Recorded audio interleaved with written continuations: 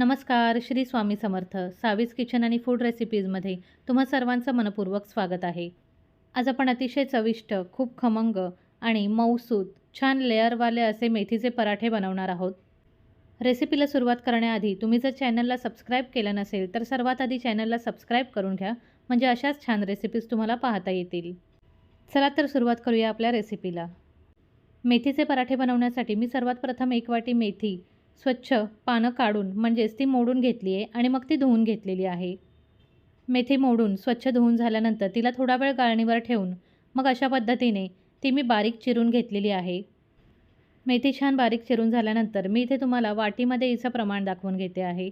इथे 1 वाटी मेथी बरोबर भरलेला आहे. ही 1 वाटी मेथी बारीक चिरून झाल्यानंतर मी इथे एका भांड्यामध्ये ही काढून घेतली आहे. आता यावर अर्धा चमचा हळद, अर्धा चमचा लाल तिखट आणि पाव चमचा हिंग मी घेतलेला आहे. यानंतर 2 हिरव्या मिरच्या आणि 7 ते 8 लसणाच्या पाकळ्या छान बारीक ठेचून त्या आपण यामध्ये टाकून घेणार आहोत. यानंतर अर्धा चमचा धने पावडर आणि 2 चमचे तिळाचा वापर मी इथे केलेला आहे. सफेद तीळ टाकल्यामुळे या मेथीच्या पराठ्यांची चव जी आहे ही अजून जास्त छान होणार आहे. आता यावर 1 चमचा ओवा मी टाकणार आहे, पण ओवा टाकण्यापूर्वी तो हातावर अशा पद्धतीने मळून मग तो टाकणार आहे. त्याचप्रमाणे अर्धा चमचा कसुरी मेथीसुद्धा अशाच पद्धतीने हातावर मळून मग ती या मिश्रणामध्ये टाकणार आहे. आता यावर 1 चमचा लिंबाचा रस मी घेतलेला आहे. यानंतर घरी बनवलेलं अजिबात आंबट नसलेलं दही 1 चमचा दही मी इथे वापरलेला आहे. यानंतर चवीप्रमाणे किंवा 1 चमचा मिठाचा वापर मी इथे केलेला आहे. आता हे सर्व मिश्रण हाताच्या सहाय्याने एकजीव करून घेणार आहे. दही वापरल्यामुळे आपले पराठे जे आहेत हे सॉफ्ट होण्यासाठी मदत होणार आहे, म्हणून आपण ते वापरलं आहे. तुमचं दही जर आंबट असेल तर तुम्ही लिंबाचा रस नाही टाकलात तरी चालणार आहे. यानंतर यामध्ये मी 1.5 वाटी गव्हाचं पीठ वापरते आहे. 1.5 वाटी पिठासाठी मी बरोबर पाऊण वाटी पाणी इथे वापरलेलं आहे.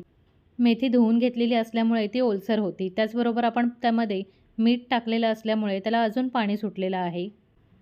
म्हणून पाण्याचं प्रमाण जे आहे हे थोडं कमी जास्त होऊ शकतं. मी इथे सर्वात आधी अर्धा वाटी पाणी घेतलं आहे, जे मी थोडं थोडं करून इथे वापरलेलं आहे.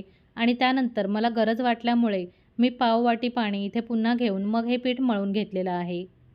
तुम्हीसुद्धा ही रेसिपी बनवणार असाल तर पाणी एकत्र न टाकता थोडं थोडं करूनच पाण्याचा वापर करा.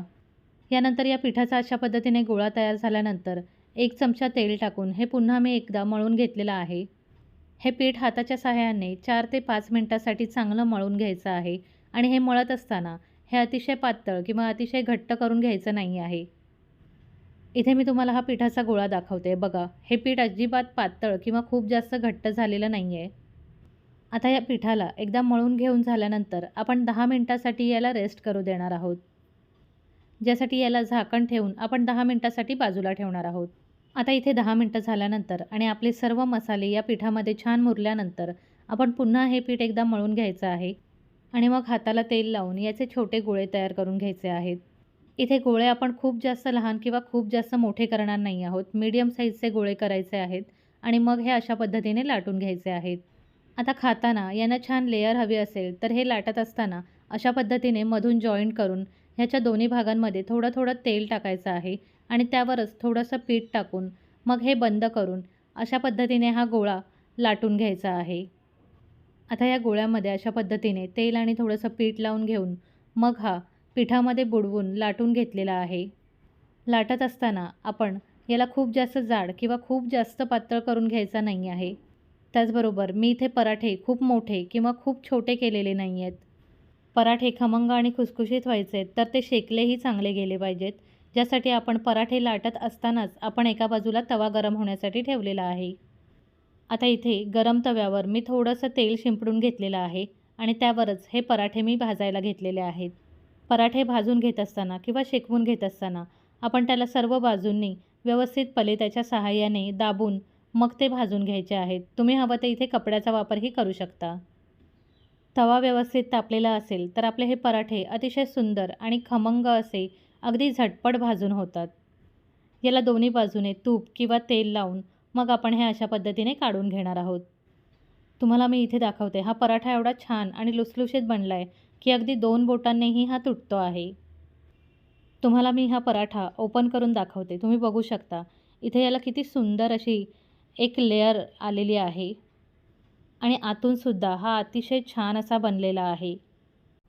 अशाच पद्धतीने मी बाकी पराठेही इथे बनवून घेतलेले आहेत आणि जे प्रमाण मी वापरलं आहे त्या प्रमाणामध्ये इथे माझे 14 ते 15 पराठे बनून तयार झालेले आहेत.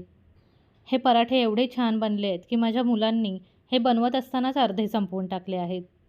हे चविष्ट, अतिशय सोपे आणि झटपट बनणारे पराठे तुम्ही चहासोबत किंवा सॉस किंवा एखाद्या चटणीसोबत एन्जॉय करू शकता. ही झटपट आणि सोपी रेसिपी तुम्हाला कशी वाटली हे मला कमेंट करून नक्की कळवा आणि एकदा तरी हे पराठे तुम्ही तुमच्या घरी नक्की बनवून बघा. त्याचबरोबर माझ्या चॅनलला लाईक, शेअर आणि सबस्क्राईब करा आणि बेल आयकॉनला नक्की प्रेस करा. धन्यवाद.